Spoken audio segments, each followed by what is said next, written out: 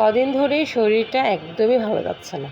শরীর যেহেতু ভালো নেই, খাবার রুচিও নেই, কোনো কিছু দিয়ে ভাতও খেতে ইচ্ছে করছে না। তো বর নিয়ে এসছে বাজার থেকে একটা ছুরি মাছ। ছুরি মাছ আমরা যারা চট্টগ্রামের লোক তারা তো সবাই চিনি, আর ছুরি মাছ খেতেও কিন্তু বেশ ভালো লাগে। মাছটাও বেশ টাটকা, একদম অনেক বড় সাইজের। এখানে প্রায় মাছটা আধা কেজির চাইতে বেশি আছে ওজন। তো বাজারে তো নতুন নতুন সবজি উঠেছে ফুলকপি, আর ফুলকপিটা আমার সেই পছন্দের। বড় একটা ফুলকপিও নিয়ে এসছে। মাছ দিয়ে রান্না করব এখন ফুলকপির পাতলা ঝোল। দেখি এটা দিয়ে দুটো ভাত খেতে পারি কিনা। যখন আমরা সুস্থ থাকি তখন কিন্তু শরীরটা নিয়ে আমরা তেমন ভাবি না, আর যখন একটুখানি অসুস্থ হয়ে পড়ি, একটা শরীরের কোনো দিকে কিছু গড়বড় হয়ে গেল, তখনই বোঝা যায় যে শরীরটা একটু খারাপ হলে কেমন লাগে।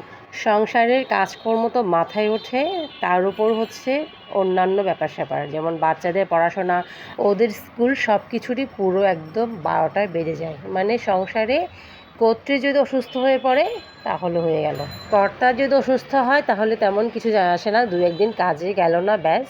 কর্তাকে তো সব কিছু পায়ের কাছে এনে দেবে কর্ত্রী, সে ব্যাপারে কোনো সন্দেহ নেই।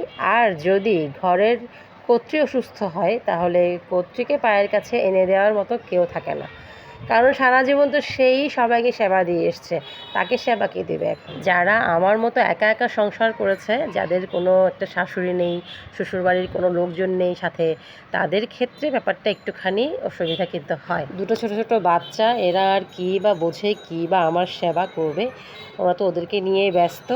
তো চলুন, ওইদিকে আমার মাছের ঝোলটাও হয়ে গেছে, এটা দিয়ে দুটো ভাত খাবো এখন গরম গরম। যদিও মুখে কোনো রুচি নেই, কিছুই খেতে ইচ্ছে করছে না, মুখে কোনো টেস্টই নেই।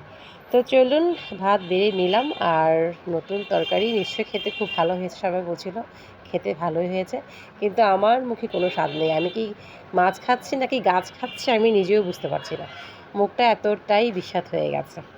তো চলুন, তারপরও কিছু করার নেই, শরীর যখন আছে, শরীর তো অসুস্থ হবেই, সুস্থ থাকবো অসুস্থ হব, এটা নিয়েই জীবন। এখন যেহেতু সিজন চেঞ্জের টাইম, এই সময়টাই সবাই একটুখানি অসুস্থ হয়, তাই সবাই সাবধানে থাকবেন, ভালো থাকবেন, টাটা।